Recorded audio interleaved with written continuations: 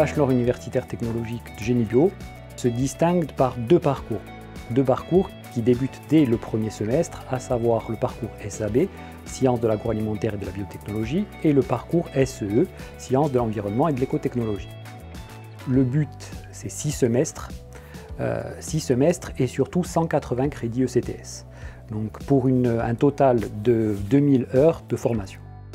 Le profil idéal à l'entrée du budget B, ce sont surtout des étudiants qui ont une forte appétence pour les matières scientifiques, à savoir les maths, la physique, la chimie et la biologie.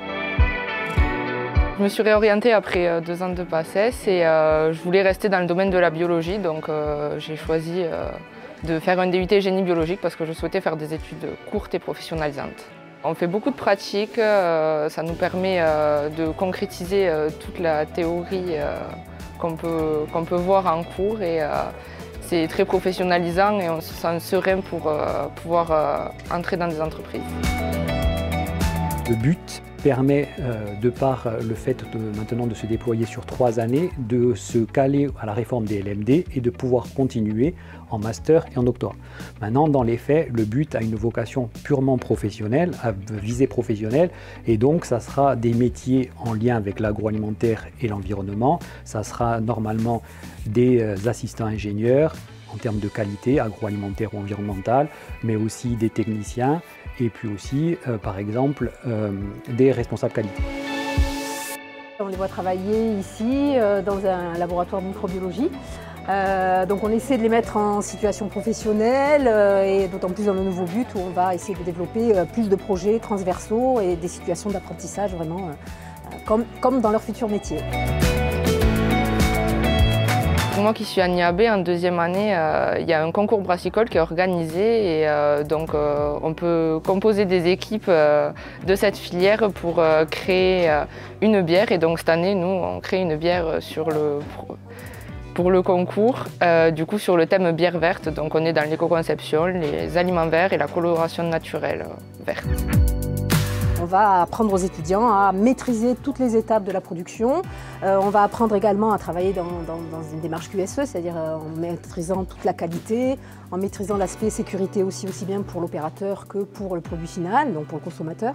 Mais également maîtriser l'environnement, essayer de ne pas impacter trop notre environnement. Et puis au travers de tout ça, maîtriser la qualité, c'est également savoir faire des analyses aussi bien alimentaires que physiques ou chimiques sur les produits finis.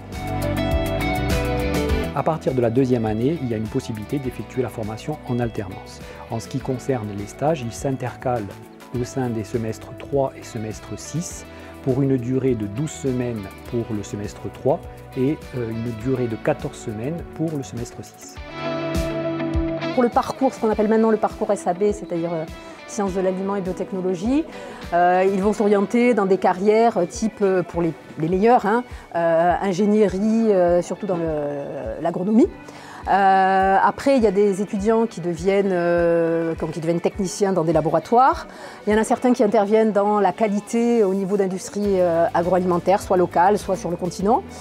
Donc ça, c'est plus la filière SAB. Pour la filière SEE, donc, soit ils travaillent dans des stations d'épuration, dans de la gestion de déchets. Ils travaillent également dans tout ce qui est gestion, suivi du littoral, d'écosystèmes terrestres et aquatiques. Voilà, globalement, les poursuites d'études qu'ils peuvent avoir.